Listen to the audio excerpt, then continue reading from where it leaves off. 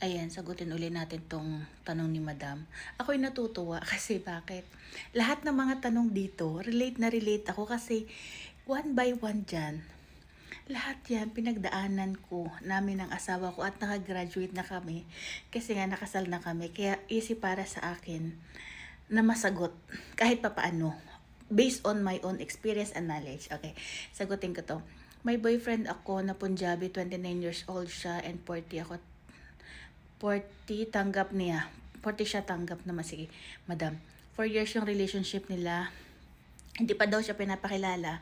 Kasi daw nga Punjabi, iba yung tradisyon. Tapos yung lalaki ay umuwi sa India kasi magagalit yung kanyang nanay. Tapos yung sabi nung may kadugtong to ni madam, yung kanyang boyfriend, sabi dito lang sila sa India. Tapos ayaw din siya pauwi sa Pilipinas.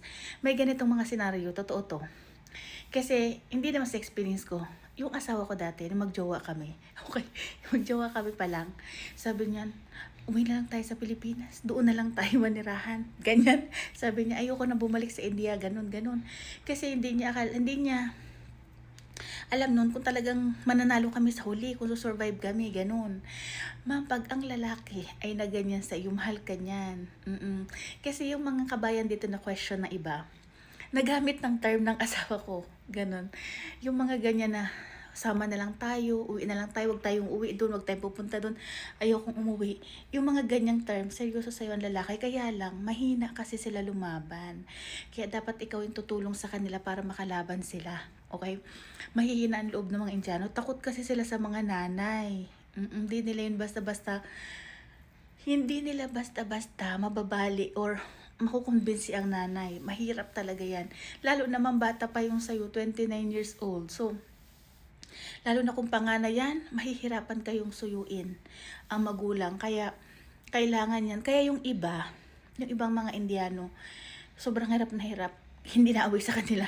Parang gano'n. Tapos, yung iba naman, nagpapakasal na lang sila dito. Ganyan. Oh. Tapos, yung iba naman, natatalo sila kasi nga mahina yung loob. Oh. Kami ng asawa ko, may mga plano siya sa akin, proposal. Nagsabi na siya sa mother-in-law ko, napapakasalan ako, lahat-lahat, na-meet ko na yung mother-in-law ko. Magjowa pa lang kami nun, Pero kasi, mahirap sa angkan, okay? Kaya kinasal kami ito, ma-inspired kayo dito. Kinasal kami ng asawa ko. Wala kaming both parents, family. Talagang nanindigan siya sa akin. Dito kami kinasal sa UAE. Tapos, as in, pagkakasal namin, iniregister niya kaagad sa India.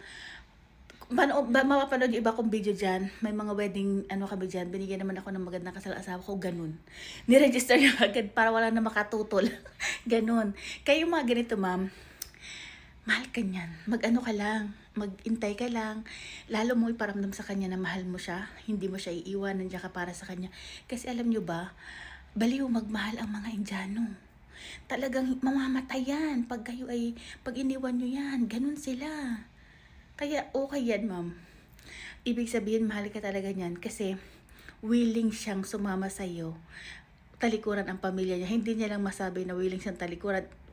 Nung sinabi niya sa'yo na hindi siya uwi sa India, isa lang ibig sabihin nun, sasama siya sa'yo kahit nasaan ka at willing siyang talikuran ang lahat para sa'yo. Kaya wag mo siyang awayin.